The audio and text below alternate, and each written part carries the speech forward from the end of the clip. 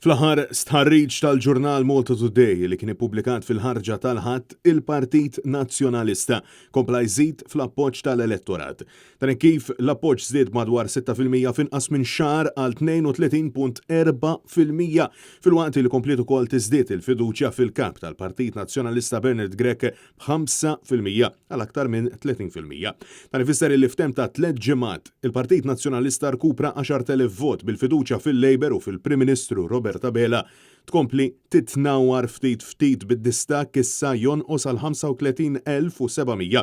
Dan ikkonferma wkoll li l-Partit Nazzjonalista fadallu aktar ħidma qudiemu biex jikkonvinċi lin-nies għalkemm il-proposti tal-Partit Nazzjonalista diġà qed jintlaqgħu tajjeb ħafna. Skont l-istħarriġ tal-Malta Today huma aktar minn 60,000 dawk illi għadhom ma jafux lil min ser jivvotaw Bernard Grech fdat aktar minn Roberta Bela fit-3 minn 6 raġuni. Partit Nazzjonalista qed igawdu wkoll il-fiduċja sħiħa tal-pensjonanti fil-waqt li l-Partit Laburista qalb il-persuni tal-fuq minn 65 sena tkompli tonqos. Panalisti politiċi jisqu li dan huwa frott iż-żieda qawwija fil-prezzijiet. Net News tkellem ma' Herman Schiavone li jagħmel analiżi dettaljata dwar dan l-istħarriġ fejn spjega li l-kap tal-Partit Nazzjonalista qed jagħmel avvanzi sostanzjali. Il-Partit Nazzjonalista u Bernard Grech għamlu avvanzi sostanzjali f'dawn l-aħħar ġimgħat fejn qed naraw illi it-trust rating għal kap tal-Partit Nazzjonalista żdied b'4.3% fil-waqt illi dak tal-Prim Ministru naqas sostanzjalment, imma kif ukoll dak li huma l-intenzjoni tal-vot tal-poplu. Fil-waqt li ġie notat li għall-ewwel darba f'diversi xhur hemm aktar votanti solitament laburisti li qed jixħtu ħarsithom lejn il-Partit Nazzjonalista.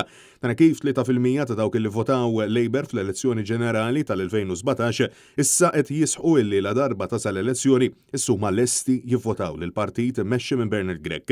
Herman Schiavone saq li dan ir-riżultat huwa wieħed li ċertament jagħti fiduċja lill-Partit Nazzjonalista.